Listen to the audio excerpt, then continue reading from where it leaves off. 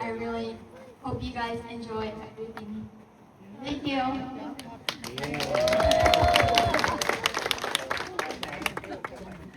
Thank you guys, all my friends that came here.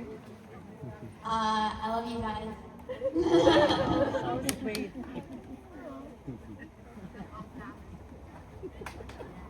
ហើយជាបន្តទៅទៀតនោះគឺមានកម្មវិធីដូចជាបំពាក់នៅមកុដជូនក្មួយស្រីចា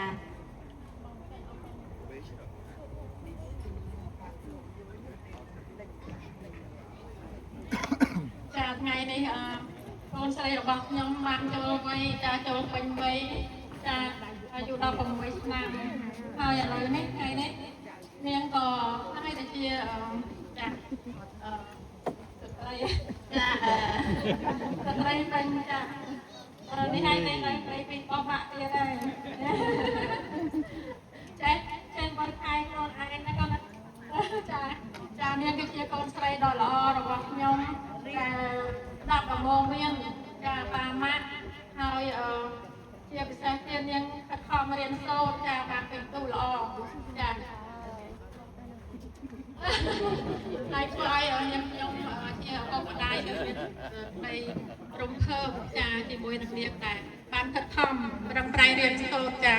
បានពេញទូល្អបំផុតចា Grade A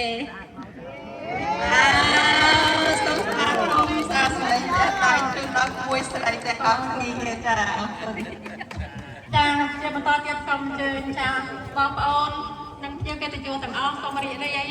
នឹងអញ្ជើញពិសាមហូបអាហារបន្តទៀតហើយក៏សូមអញ្ជើញទៅរំលែកផលចាអរគុណចាសូមអរគុណទាំងអស់គ្នាចាសូមអញ្ជើញពិសាភោជនាហារក៏ដូចជាចូលរួមរំលែកកំសាន្តនៅបន្តិចទៀតនេះចាហើយបើសិនជាយើងទាំងអស់គ្នាមានចំណុចខ្វះខាតនៅត្រង់ណាក៏សូមខន្តីអភ័យទៅចាសូមអរគុណសូមជម្រាបលាចា